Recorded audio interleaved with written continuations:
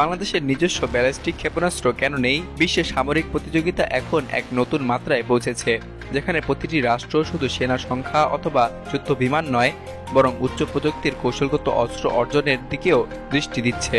আধুনিক যুদ্ধের সবথেকে শক্তিশালী এবং নির্ণায়ক অস্ত্রগুলোর মধ্যে একটি হলো ব্যালিস্টিক ক্ষেপণাস্ত্র, যা কয়েকশো থেকে কয়েক হাজার কিলোমিটার দূরে নিখুঁতভাবে আঘাত হানতে পারে।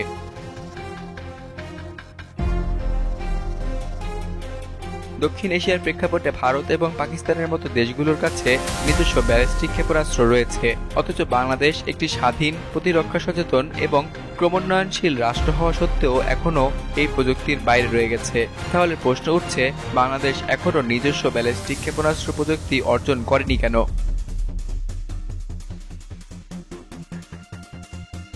ব্যালিস্টিক ক্ষেপণাস্ত্র তৈরি করা কোনো সাধারণ প্রযুক্তিগত প্রকল্প নয়। এটি অত্যন্ত জটিল, বহুমাত্রিক এবং সূক্ষ্ম গবেষণার ফসল। এতে প্রয়োজন হয় শক্তিশালী প্রোপালশন সিস্টেম, উন্নত ইনার্শিয়াল নেভিগেশন, গাইডেন্স এবং control unit, heat shield, radar jamming প্রযুক্তি এবং নির্ভুল টার্গেটিং সফটওয়্যার। এই সমন্বিত প্রযুক্তি গড়ে তুলতে প্রয়োজন উচ্চতর গবেষণা প্রতিষ্ঠান, দক্ষ বিজ্ঞানী, উন্নত ল্যাব এবং দশকের অভিজ্ঞতা।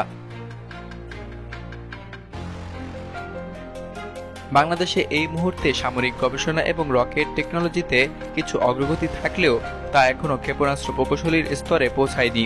বিশ্ববিদ্যালয় এবং প্রতিরক্ষা গবেষণার মাঝে সংযুক্তি এবং প্রযুক্তি স্থানান্তর এখনও সীমিত, ফলে প্রযুক্তিগত স্বনির্ভরতা অর্জন এই খাতে এখনও সময় সাপেক্ষ।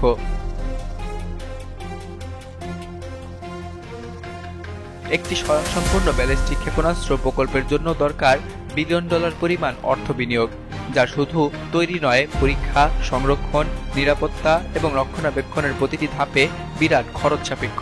বাংলাদেশ একটি উন্নয়নশীল দেশ, যার বার্ষিক বাজেটের বড় অংশ স্বাস্থ্য, শিক্ষা, কৃষি এবং অবকাঠামো উন্নয়নে বরাদ্দ দেওয়া হয়। ফলে প্রতিরক্ষা খাতে বড় পরিসরের গবেষণা এবং ক্ষেপণাস্ত্র প্রকল্প হাতে নেওয়া কখনো আর্থিকভাবে সম্ভব হয়ে উঠতে পারেনি।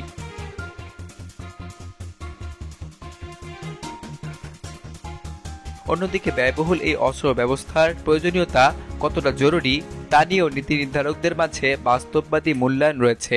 তাদের মতে, সামগ্রিক জাতীয় নিরাপত্তা ব্যবস্থায় স্বল্প এবং মাঝারি পাল্লার অস্ত্র, বিমান, প্রতিরক্ষা ব্যবস্থা এবং আধুনিক সেনা সরঞ্জাম উন্নয়ন এখন বেশি প্রাসঙ্গিক।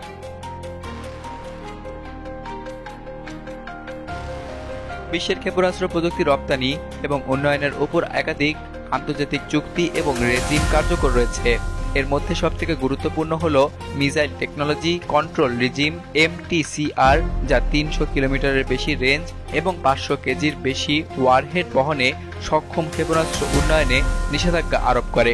বাংলাদেশ এই রেজিমে নেই, তবে সদস্য দেশগুলোর থেকে সরাসরি সহায়তা পাওয়া অসম্ভব। তার উপর যদি বাংলাদেশ নিজে থেকে ক্ষেপণাস্ত্র প্রযুক্তির অর্জনের পথে আগায়, তাহলে যুক্তরাষ্ট্র, ইউরোপীয় ইউনিয়ন এবং ভারত সহ বিভিন্ন শক্তিধর রাষ্ট্র থেকে কূটনৈতিক চাপ, নিষেধাজ্ঞা কিংবা অর্থনৈতিক প্রতিক্রিয়া আসার সম্ভাবনা রয়েছে।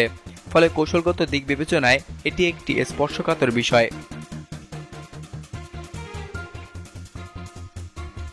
বাংলাদেশের প্রতিরক্ষা নীতির মূল ভিত্তি অপ্রত্যাহারযোগ্য প্রতিরক্ষা, অর্থাৎ নন অ্যাগ্রেসিভ ডিফেন্সিভ পশ্চার। এটি জাতিসংঘ শান্তিরক্ষা মিশনে অংশগ্রহণকারী একটি রাষ্ট্র হিসেবে দীর্ঘদিন ধরে আন্তর্জাতিক শান্তিরক্ষার পক্ষে কাজ করছে।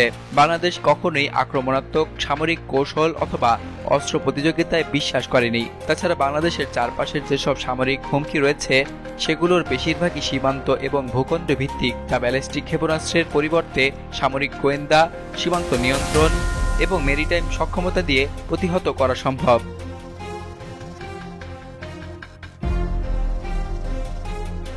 বাংলাদেশের নিজস্ব ব্যালিস্টিক ক্ষেপণাস্ত্র না থাকার পেছনে রয়েছে প্রযুক্তিগত দুর্বলতা, আর্থিক সীমাবদ্ধতা, আন্তর্জাতিক কূটনৈতিক ঝুঁকি এবং প্রতিরক্ষার নীতিগত অবস্থান। বর্তমান প্রেক্ষাপটে বাংলাদেশ শান্তিপূর্ণ এবং প্রতিরক্ষামূলক সামরিক কৌশলে আস্থা রাখছে।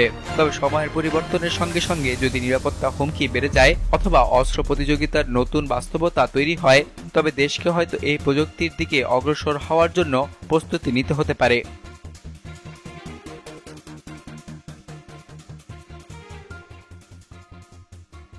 বিলিয়ানুর, নিউজ ডেস্ক, বাংলাদেশ কণ্ঠ, ঢাকা।